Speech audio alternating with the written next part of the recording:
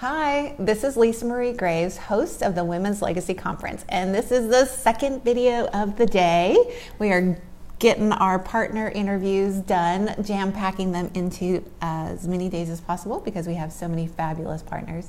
And today I have with me a longtime partner from the beginning, Lynn Mills. She is with Camp Luce, which some of you may be surprised to hear that element that may not be as familiar with Camp Luce. So I'm excited that you're going to get to share with them more about what your passion is and what Camp Luce is all about. So Thank you.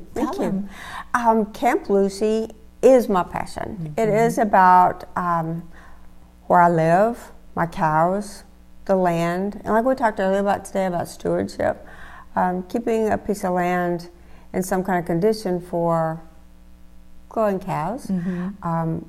We have done a lot more improvement on the property in Granbury this year. We did a lot more clearing, some more cross fencing. That gives us the ability to rotate cows from pasture to pasture, which is great for the land itself just because you're cleaning up and then mm-hmm. moving on. And that's how they used to do it. Traditional. Very traditional. Well, and we are currently getting ready to do some planting of some native mixes. And again, we will rotate pasture to pasture. Having our own good, hardy grass supply will help with not having to buy hay. Mm-hmm. There are a lot of years that hay just isn't available. It's either been a bad year or the rains didn't come at the right time. But if you've got pastures that you can rotate, I think your cows are healthier, mm-hmm. but it's also a better deal for the land, and better for the cows. Yes. So would you tell them how you came up with Camp Luce? Camp Luce, I have friends that call me Lucy for whatever reason. And where I live has always been kind of a camp. It's always mm-hmm. been things that I was going to do to a piece of property outside. A house is a house for me, but outside is like, oh my gosh, we got to get out there and do these things outside. So everywhere's been a camp. I've had a Camp Waco. I've got a Lucy's training camp mm-hmm. across from here. I've got the camp at Hood County. Mm-hmm. We also have had some movement of where I live and where my dad lives. My dad was in Brenham, and he finally decided he needed to be closer to all of his family.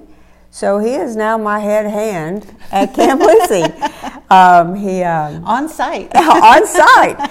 He is working on doing some more plowing and planting this year, like I said, to create better grass mm-hmm. rotation for us. Mm-hmm. We have had some artificial insemination with our younger heifers that we did the last year and a half. Some of it worked out well, some of it not like we had hoped it would. Mm-hmm. We have had some success with some great little calves. They're beautiful. We are leaning, though, towards bringing a bull back in. Mm-hmm. I sold all my bulls last year, but thinking about bringing a bull back in because of timing of having another job and then trying to make everything work there. Yeah. When you have a bull on site, then you're not missing a cow cycle. Automatic reproduction. When they're ready, you got it done. They know. They know. They absolutely know.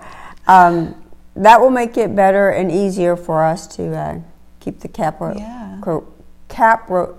rotation, goodness gracious, happening.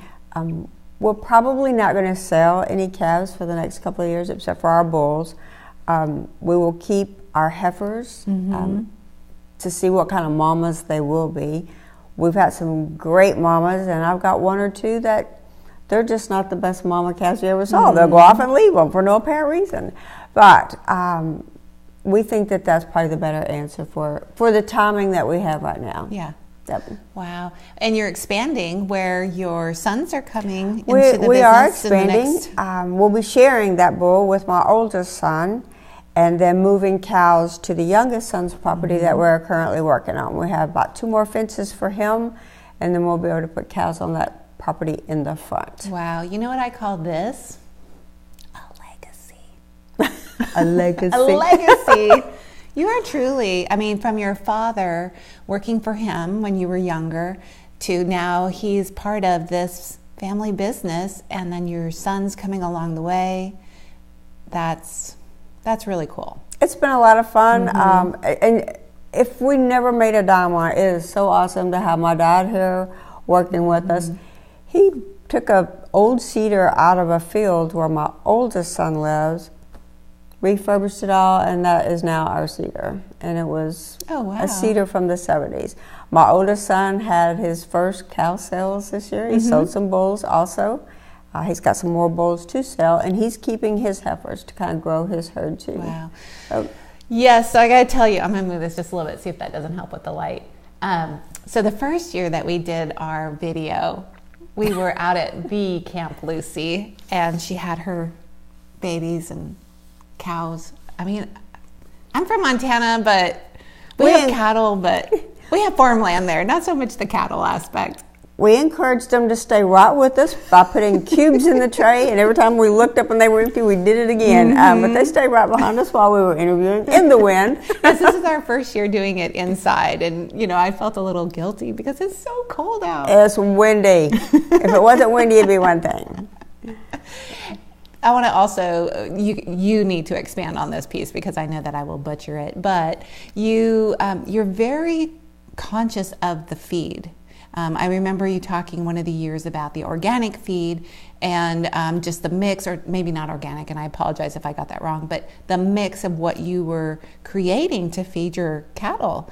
And the Wagyu aspect as a potential, again, a higher grade, it's not just beef. We're talking primo beef. The good stuff. Yes, The good stuff. We do think that what you put in an animal is what you're putting in you, and I would rather not. Yeah, I never thought about it that way, but it's so true. But they're eating out there on the land is probably way better for us than what some of them are being fed in a feedlot. And a lot of commercial stuff is driven by weight gain. Oh, so fillers. Yeah, and fats, there's a lot of things in there that maybe you wouldn't do. I have used some feed and then mixed some stuff in it that I knew was going to give them a clean system, just because I think that that's important, the right thing to do. But, okay. All right, so Camp Luce, that's all about the Camp Luce. Yes, that's all about the Camp Luce. I'm really, I'll say proud of you, because I don't know another word at this moment, but it was probably 3 years ago when you were really wanting to take Camp Luce to the next level. And just as much as I have learned over these last 3 years about Camp Luce and all the things that you're doing to make it successful and bringing your family in, it's very impressive.